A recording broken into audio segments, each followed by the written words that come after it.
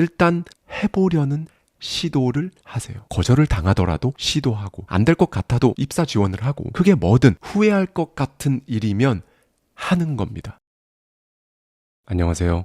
하와이 대저택입니다. 여러분은 성공합니다. 여러분이 그걸 원했기 때문이죠. 지금 여러분이 세상을 보는 그 안경, 그러니까 프레임을 바꿈으로써 성공은 시작됩니다. 오늘은 서울대 심리학과 최인철 교수의 저서죠. 프레임에 담겨있는 인사이트를 가져와서 저의 생각까지 더해서 이야기를 나눠보고자 합니다. 서양 동화 중에 핑크대왕 퍼시라는 재미있는 작품이 있는데요. 퍼시라는 이 왕은 핑크색을 광적으로 좋아해서 자신의 모든 물건을 비롯해서 이 왕국에 사는 백성들의 집, 차, 옷을 전부 다 핑크로 바꾸게 하는 법을 제정했어요.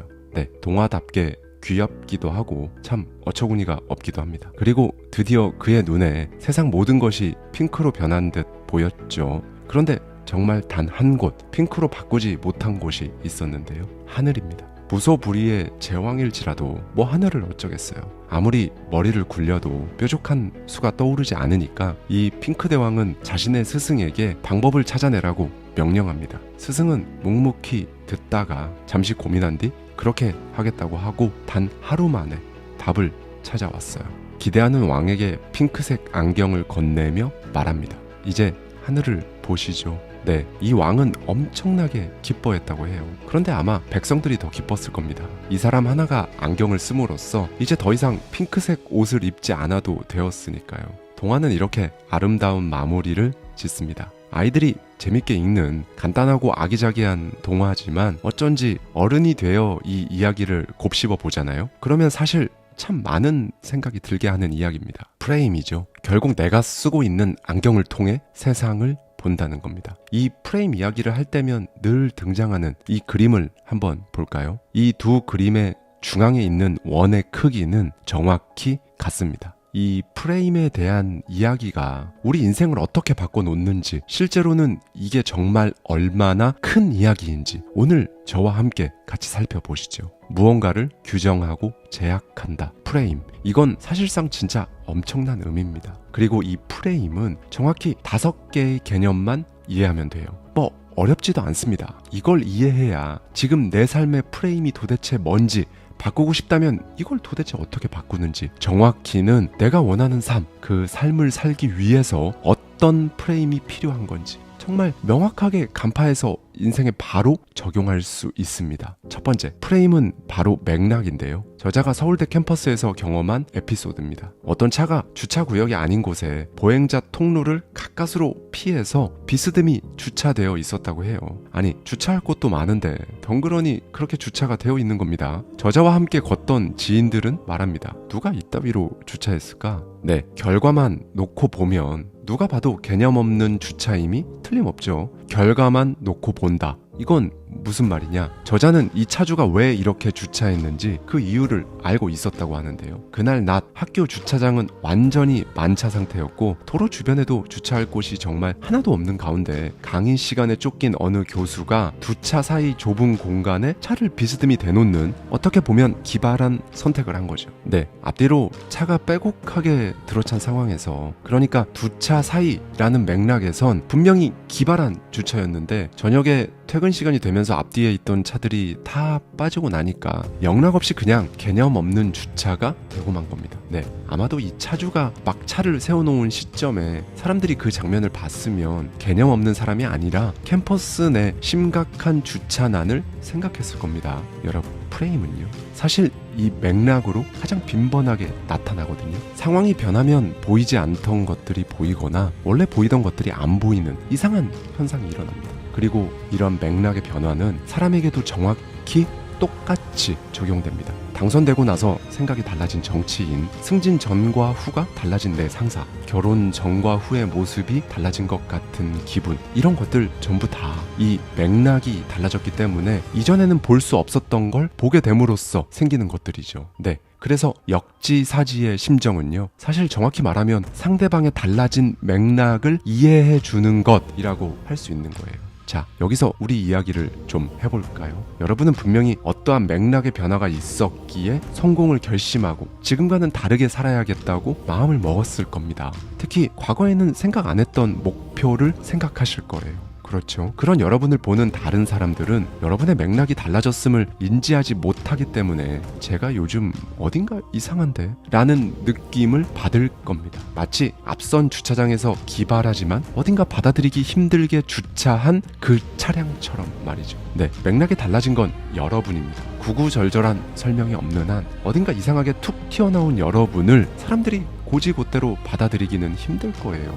여기서 여러분은 나에 대한 정의만 똑바로 하면 됩니다. 남들이 나를 보고 이렇다 저렇다 정의할 때 대부분이 자신이 아닌 남들을 보고 평가하고 정의할 때 여러분은 그냥 여러분 스스로 맥락이 달라졌음을 딱 인정하고 여러분에 대한 프레임을 정의해 보세요. 네, 이렇게 두 번째 개념이 나옵니다. 프레임은 정의하는 거예요. 이게 무슨 말이냐? 저자는 암투병 중인 이혜인 수녀님의 행복 비결에 대한 글을 소개하는데요. 그녀는 투병 과정이 진짜 너무 힘들어서 하루하루를 무기력하게 보냈다고 합니다. 네, 아프면 참 그렇습니다. 그녀처럼 엄청나게 큰 병은 아니었지만 저 역시 난치병을 겪어보았기에 이해가 되는데요. 그녀는 그러다 문득 이런 생각이 들었다고 해요. 내가 허송세월하고 있는 오늘은 누군가에게는 간절했던 내일이다. 수녀님은 오늘은 누군가에겐 간절했던 내일, 이렇게 다르게 정의를 함으로써 다시금 다른 프레임으로 자신의 하루를 살았습니다. 남들을 정의할 시간에 나를 이루고 있는 것들에 대해 다시금 정의해서 프레임을 세우는 것, 이 과정이 우리에겐 참 중요한 거예요. 이 정의가 주는 위력은요, 정말 대단합니다. 실험이 하나 있는데요. 한 연구에서 초콜릿의 맛을 평가하는 실험을 합니다. 참가자들을 두 그룹으로 나눠서 초콜릿을 5번 주면서 각 초콜릿의 맛을 평가하도록 한 거죠. A그룹에게 초콜릿을 건넬 때 연구자는 이렇게 말했습니다. 자, 이번에 먹을 초콜릿입니다. 참가자들은 초콜릿을 총 몇 번 주는지 몰랐어요. 그냥 언제 끝나는지 모른 채로 실험에 들어간 거죠. B그룹에겐 좀 달리 했습니다. 5번째 초콜릿을 줄 때 말하죠. 자, 이제 마지막 초콜릿입니다. A그룹은 당연히 다음에도 초콜릿이 또 제공될 거라고 믿고 먹었고요. B그룹은 마지막 초콜릿이라는 걸 알고 먹었습니다. 무슨 일이 벌어졌을까요? B그룹에서 마지막 초콜릿에 대한 맛을 훨씬 긍정적으로 평가했어요. 이 B그룹에서는요, 무려 64%가 5번째 초콜릿을 다시 먹고 싶다고 한 반면에 A그룹에서는 겨우 22%만 5번째 초콜릿을 선택한 거죠. 두 초콜릿은 똑같은 거였습니다. 단지 마지막이라는 이 정의를 붙임으로써 B그룹은 기대했고 프레임을 씌운 거죠. 그 결과 진짜로 평가가 바뀌어 버린 겁니다. 네, 여러분, 우리는 우리를 이루고 있는 것들을 정의해야 합니다. 의미를 가지려면 정의해야 해요. 그냥 흘러가는 대로 두면서 프레임 같은 건 모르겠다 이렇게 살아가는 거 말고요. 어차피 우리는 모두 다 정말 단 한 명도 빠짐없이 그 어떤 것이든 어떤 분야에서든 프레임이 씌워진 채 살아가거든요. 이걸 여러분 스스로에게 유리하게 정의하는 겁니다. 어떤 사진작가는 자신의 서재를 외부와 단절하는 자발적 격리라고 정의합니다. 그리고 전화를 끄죠. 저자는 다이어트를 하기로 결심했을 때 스스로를 테이블리스트라고 정의했어요. 네, 식탁주의자라는 참신한 정의를 한 겁니다. 식탁에서만 먹는 사람이 되자. 이렇게 자신의 식생활을 정의하고 프레임을 씌운 거죠. 이렇게 프레임을 정의하는 건 사실 제가 정말 많이 말씀드렸던 정체성과 상당한 연관이 있습니다. 핵심은요, 다른 사람은 뭐 어떻고 정의할 시간에 나를 이루는 것들을 하나라도 더 찾아서 여러분에게 필요한 그 이름을 스스로에게 붙여주는 거니까요. 네, 그리하여 세 번째 개념이죠. 프레임은 단어입니다. 여러분 스스로를 가장 잘 표현하는 단어, 여러분 마음에 쏙 드는 그 단어로 여러분 생활 면면, 여러분의 소유물, 여러분의 시간, 공간을 정의해 보세요. 그렇게 여러분의 프레임은 여러분의 욕망이 뭔지, 도대체 뭘 원하는지 진짜 정확히 알려줄 겁니다. 네, 프레임은 욕망이에요. 이게 네 번째 개념이고요. 그리고 이 욕망은 프레임의 가장 강력한 원천입니다. 하버드대에서 진행했던 진짜 흥미로운 연구가 있는데요. 연구자들은 10살이 된 아이들 30명에게 여러 가지 동전을 보여주고 동전과 크기가 같은 원을 그려보게 합니다. 실험에 참가한 아이들 중 절반은 객관적으로 부유한 아이들이었고요. 나머지는 생활 형편이 다소 어려운 아이들이었다고 해요. 결과는 어땠을까요? 생활 형편이 어려운 아이들이 동전의 크기를 대체로 더 크게 그렸습니다. 동전의 액수가 커질수록 이 아이들은 크기를 왜곡해서 원을 더 크게 그린 거예요. 그런데 부유한 집 아이들에게선 이런 패턴이 나타나지 않았다고 합니다. 연구자들은 이 실험 결과로 사람은 본능적으로 보고 싶은 것을 보고 듣고 싶은 것을 듣는다는 결론을 내렸습니다. 사실 이 연구 결과를 보고 있으면 뭔가 마음이 좀 아프기도 하고 굉장히 씁쓸합니다. 그래서 저는 말하죠. 최소한 돈이 눈앞에 걸리적거리지 않게, 돈으로는 고통받지 않게 경제적 자유를 이루어야 한다고요. 근데 돈은 나에게 힘겨운 것이라는 프레임이 머리에 남아있는 한 10살짜리 아이들처럼 여러분이 그리는 동전의 크기는 줄어들지 않을 겁니다. 원하는 바를 이뤄야겠죠. 목표에 도달해야 합니다. 저자는 이를 위해 프레임을 정말 적극적으로 활용하라고 강조하는데요. 프레임을 고의적으로 이용해서 목표에 도달하는 그 방법 알아두시면 정말로 도움이 되실 거예요. 3가지입니다. 1. 의미 중심의 프레임을 가져보세요. 자, 우리가 무언가 하기로 결심했다고 할게요. 이를테면 결혼입니다. 결혼식 몇 개월 전에는 드디어 인생의 동반자를 찾았다, 영혼의 짝꿍이다 이야기하며 추상적인 의미로 결혼을 바라보고 가슴 벅차하죠. 이거는요, 어떤 일의 의미를 상위 수준으로 프레이밍하는 겁니다. 그런데 결혼식이 다가올수록 혼수 문제, 야외 촬영, 결혼식 비용 같은 진짜 구체적이고 사소한 상황들을 마주하면서 이제는 머리가 아파집니다. 원래 했던 상위 수준의 깊은 의미는 지워지고 현실적인 절차, 그러니까 하위 수준의 프레임에 압도당하죠. 우리는 보통 여기서 좌절합니다. 다른 모든 결심들도 똑같아요. 새해 다짐하는 것들이 모두 작심삼일로 끝나는 이유도 결심의 순간에는 상위 수준으로 생각하다가 막상 실천을 하고 보니 어느새 하위 수준으로 그 일을 바라보기 시작하면서 우리는 포기한다고 저자는 강조합니다. 그래서 생각의 시간이 필요한 거예요. 지금 여러분이 하위 수준의 어떤 절차에서 헤매고 있다면 그 의미, 그거 다시 찾아보세요. 상위 수준의 프레임을 꺼내서 종이에 적어보십시오. 목표라는 형태로 적어보면 되는 거예요. 그 다음으로 저자는 정말 하루빨리 접근 프레임을 가져보라고 강조하는데요. 네, 사람은 단기적으로는 하지 않은 일에 대한 후회보다 이미 저질러버린 일에 대한 후회를 훨씬 많이 합니다. 그래서 소위 이불킥을 그렇게도 많이 하는 거고요. 그런데 장기적인 관점으로 가면 상황이 좀 달라집니다. 저지른 일에 대한 후회보다 하지 못했던 일에 대한 후회가 더 크게 다가오는 거죠. 네, 나이가 들수록, 그러니까 노인이 들수록 시간이 얼마 남지 않았다는 프레임이 씌워지기 때문에 그래요. 이건 거부해도 뭐 저절로 씌워지는 거기 때문에 우리는 갈수록 매 순간이 저절로 중요해지는 느낌을 받는 거죠. 그래서 나이를 먹을수록 진짜 모든 선택에서 후회하지 않으려는 경향이 강하게 나타나는 거고요. 그런데 문제는 어느 순간 후회하기 싫다는, 더 젊었을 때는 단 한 번도 생각 안 해본 프레임, 그 안경이 씌워지는 나이가 되면 정말로 인생에 대한 생각이 많아진다는 거예요. 쌓아 올린 시간이 있고 세계가 있는데 이걸 다 등지고 정말 내 인생을 찾아가도 되나? 그런데 왜 이렇게 힘들지? 이렇게 살아도 되나? 오만 생각이 다 들죠. 그럼에도 그 안경은 다가옵니다.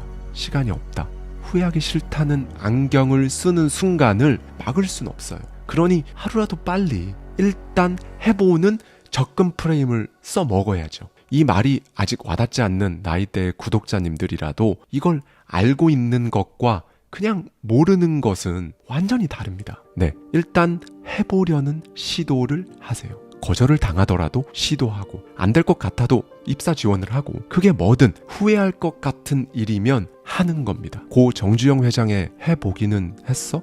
이게 전형적인 접근 프레임이거든요. 성공은 이 프레임을 가진 사람들이 하는 거라고 저자는 거듭 강조합니다. 그러니 여러분, 지금 여기 프레임을 가지셔야 합니다. 사람들은 현재를 준비기라고 하거든요. 일단 움츠리고 때를 기다리면서 미루거나 혹은 현재를 희생한다고 생각하죠. 아니요. 여러분이 접근 프레임으로 시작한 그 모든 것들은 그 자체로 준비가 아니라 성공 그 자체에 있는 거예요. 하루하루 성공하고 있다고 생각하세요. 그렇게 하셔야 합니다. 그게 뭐든 할 몫을 했으면 성공한 겁니다. 그렇게 오늘을 그리고 내일을 보내다 보면 진짜 갑자기 여러분이 그토록 원하던 삶의 그림들이 일상이 되어 있는 거고요. 네, 여러분, 이제 마지막이네요. 5번째 개념, 프레임은 질문입니다. 프레임이 질문이라는 점은 아무리 강조해도 지나치지 않는데요. 질문은 내용도 중요하지만 순서도 중요하거든요.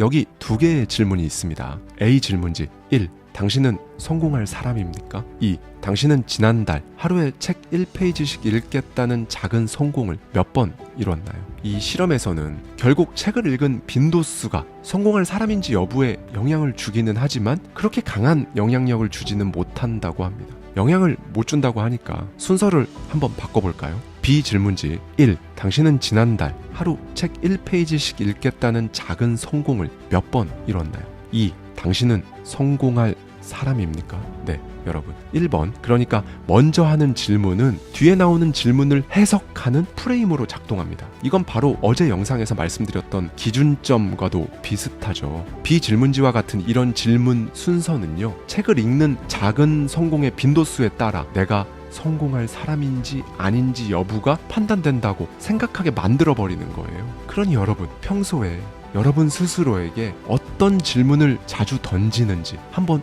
생각해보세요. 업무에 실수가 있었다, 혹은 무언가를 미루거나 못했다, 예상한 결과가 안 나왔다. 그런데 그 다음으로 내가 성공할까? 라는 질문을 던지면 당연히 아니요 라는 대답이 나올 수밖에 없잖아요. 이건 여러분을 스스로 정말 처참하게 깎아내리는 겁니다. 이럴 땐 차라리 질문을 하지 말아야 해요. 네, 저자는 소위 답이 안 나오는 인생을 살고 있다면 자기 스스로 속으로 던지는 질문에 문제가 있을 가능성이 크다고 합니다. 더 나은 답을, 더 나은 삶을 찾고 싶다면 이제 이렇게 해보는 거예요.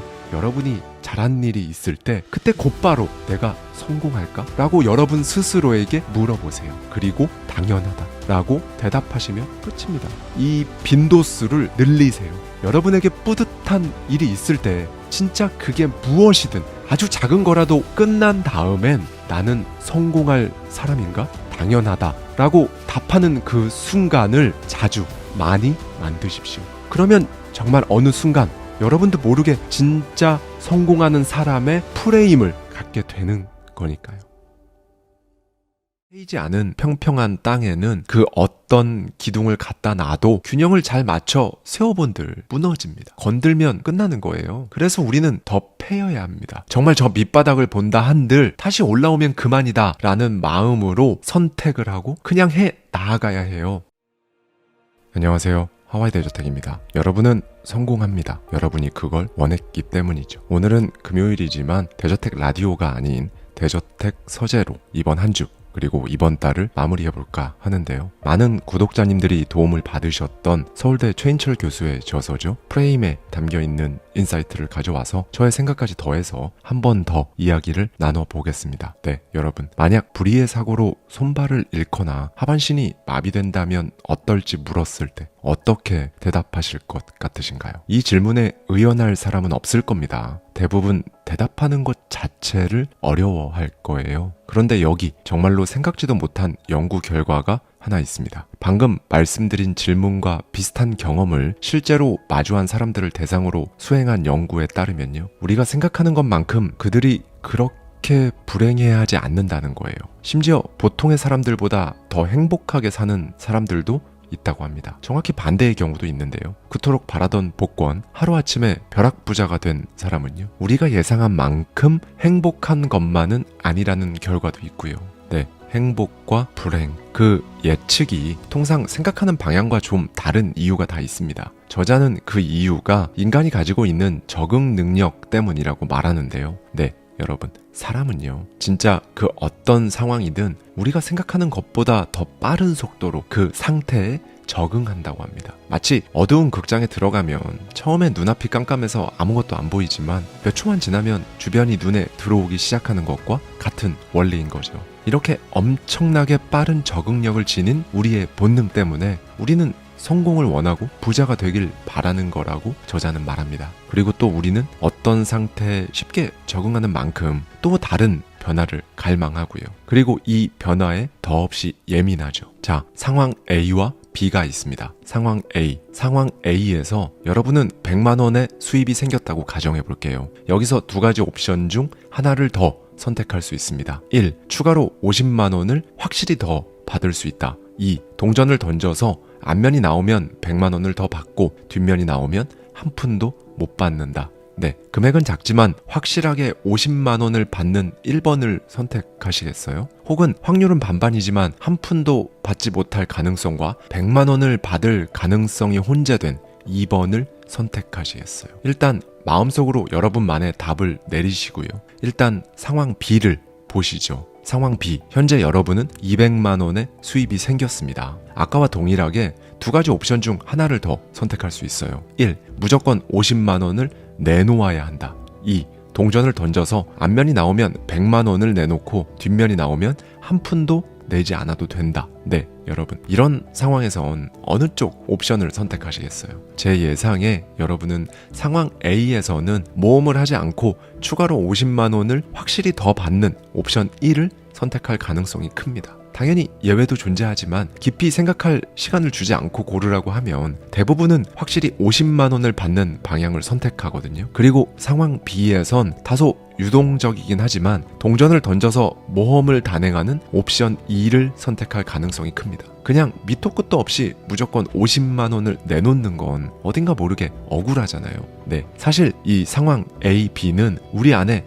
변화 프레임을 설명하기 위한 도구였어요. 변화 프레임으로 상황을 본다면 상황 A는 돈이 늘어나는 변화, 그러니까 이득을 보는 관점에서 문제가 기술되어 있고 상황 B는 현재의 상태에서 돈이 줄어드는 손실의 관점에서 기술되어 있죠. 경제학자 데니얼 카너먼 교수와 트버스키 교수의 연구에 따르면요. 사람들은 이득을 보는 상황으로 문제가 프레임되면 모험을 감행하기보다는 안전하고 보수적인 대안을 선택한다고 합니다. 그런데 동일한 문제가 손실 상황으로 프레임되면요. 안전한 선택보다는 모험을 감행하는 경향을 보이죠. 이런 효과가 바로 프레이밍 효과라고 두 학자는 명명합니다. 오늘 제가 진짜 하고 싶은 이야기는 여기부터입니다. 프레이밍 효과를 우리 인생으로 가져오는 거죠. 여러분은 C형 목표를 갖고 계실 겁니다. 우리 채널 구독자님들은 C형 목표가 뭔지 다 아실 거예요. 제가 말씀드린 대로 그 C형 목표라는 이미지가 정말 너무 당연하다고, 나는 정말 그렇게 되고 그것은 나에게 오고 있다는 강한 신뢰가 있으실 겁니다. 나에 대한 그 단단한 신뢰로 가는 거죠. 그 그림이 다가오는 그날까지 수많은 선택들을 하며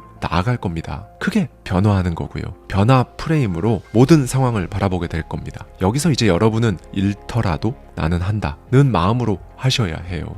왜요? 프레이밍 효과 때문에 이렇게 해야 한다는 건데요. 여러분의 C형 목표로 가는 그 과정, 그 모든 선택에서 잃지 않고 얻으려고만 하면 프레이밍 효과에 따라서 모험적인 선택을 감행하기보다는 안전하고 보수적인 선택을 할 겁니다. 안전하고 보수적으로 간다는 건 뭔가요? 안전지대에 머무르는 건 뭔가요? 스스로 한계를 딱 만드는 거잖아요. 더 할 수 있는데, 더 해볼 수 있는데 그걸 하지 않고 조금 더 보수적인 방향으로 여러분의 행동은 자연스럽게 축소될 겁니다. 뭔가를 얻으려고만 하면 말이죠. 저는 사실 이 단어를 쓰지 않지만 소위 우리가 말하는 실패를 두려워하게 되는 거죠. 그런데 여러분의 그 평평한 땅을 삽질을 해서 더 움푹 파이게 만들어야 합니다. 평평하게 그냥 있는 땅은 밟기에도 편하고 보기도 좋죠. 그런데 그저 그렇게 그 누구의 눈에도 띄지 않고 그저 누가 밟고 지나다니는 땅으로 남을 뿐이잖아요. 이 땅에 무언가를 올리려면 결국 삽으로 파내야 합니다. 움푹 패이겠죠. 그래야 비로소 기둥을 꽂아 넣을 수 있는 거죠. 그래야 그 무엇이 됐든 어떤 가능성이라는 걸 만들어낼 수 있는 거고요. 패이지 않은 평평한 땅에는 그 어떤 기둥을 갖다 놔도 균형을 잘 맞춰 세워본들 무너집니다. 건들면 끝나는 거예요. 그래서 우리는 더 패여야 합니다. 정말 저 밑바닥을 본다 한들 다시 올라오면 그만이다 라는 마음으로 선택을 하고 그냥 해 나아가야 해요. 저의 직원이 한 번은 이야기했습니다. 저는 실패한 경험이 많지 않아서 성공이 늦어질 것 같아요. 진짜 하루라도 더 빨리 실패하고 싶어요. 네, 그러니 여러분, 잃는다는 마음으로 단행하세요. 어차피 우리 본능 안에 프레이밍 효과 때문에 얻으려고 하면 인간은 자연스럽게 보수적으로 행동하게 되니까요.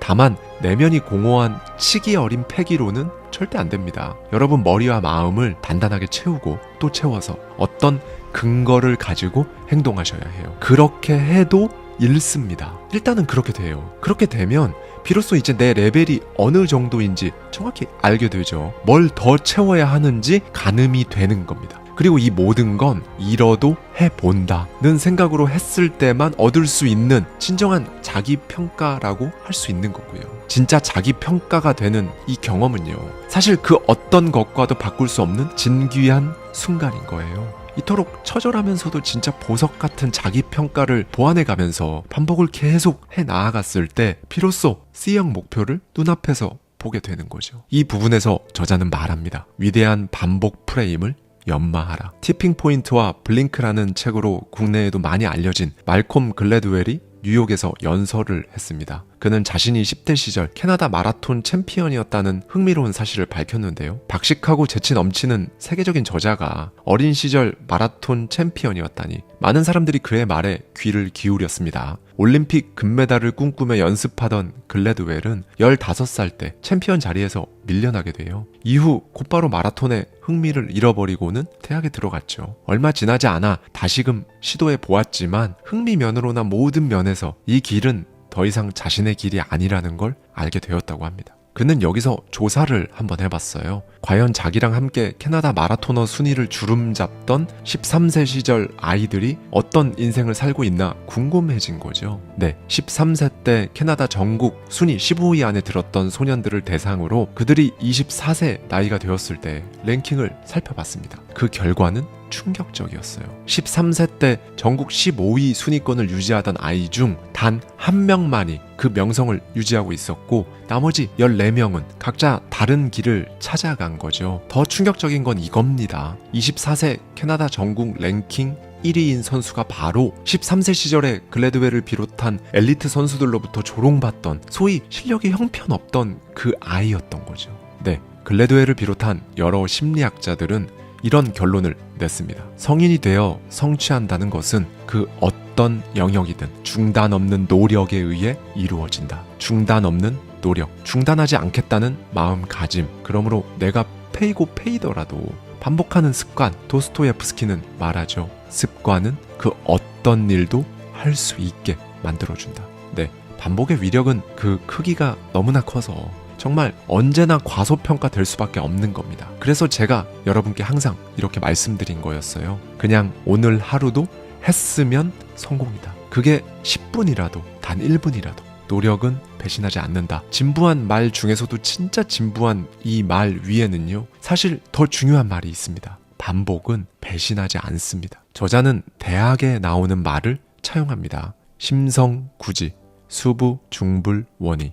마음으로 간절히 원하고 반복하면 비록 적중하지는 못하더라도 크게 벗어나지는 않는다라는 의미인데요. 이런 마음먹기는요, 당연히 단순한 건 아니에요. 단 한 번의 결심으로 확 바뀌기도 쉽지 않고요. 움푹 패여도 해본다는 것, 정말 작게라도 계속 반복한다는 것, 이걸 알고 한번 해보자, 이게 아니라요. 그냥 이 생각 자체가 습관으로 자리 잡을 때까지 리프레이밍 과정을 반복해야 합니다. 할 수 있다면 써서라도 중얼거리면서, 아니면 속마음으로 계속 여러분이라는 사람 자체를 이 생각 자체로 만드셔야 해요. 그때 이제 새로운 프레임을 습득할 수 있는 거고요. 네, 여러분, 마지막으로 전하고 싶은 저자의 말이 있습니다. 인생의 부사를 최소화하세요. 저자에 따르면 부사나 형용사를 남발하면 문장도 인생도 생명력을 잃는다고 합니다. 스티븐 킹의 조언은 단호하죠. 지옥으로 가는 길은 부사로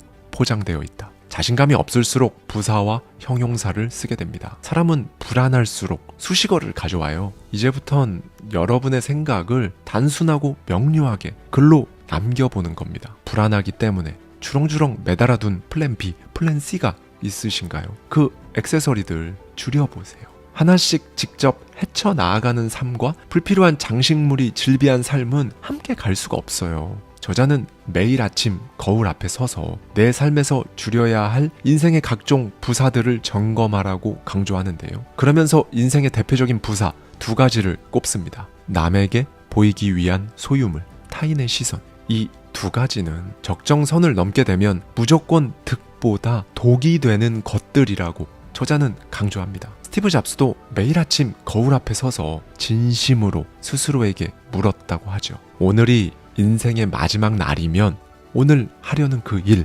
그거 진정 내가 하고 싶은 일인가? 네, 그는 누구보다도 인생의 부사를 버리고 간결하게 살고 싶어 했죠. 이 과정이 그를 정말로 생명력 넘치는 인물로 만들었음은 물론이고요. 오늘은 저자의 마지막 말로 영상을 마치겠습니다. 내가 진정으로 원하는 것을 아는 것, 그것이 우리의 영혼을 살아있게 한다. 부사를 줄이는 작업이란 바로 그런 일이다. 작가의 프레임으로 인생을 바라보면 삶의 매 순간이 문장이다. 문장이 살아있어야 당신이란 작품에 생명력이 깃든다. 그렇다. 삶에서 가장 중요한 건 부사가 아니다. 당신이라는 주어다. 감사합니다. 지금까지 하와이 데저텍이었습니다.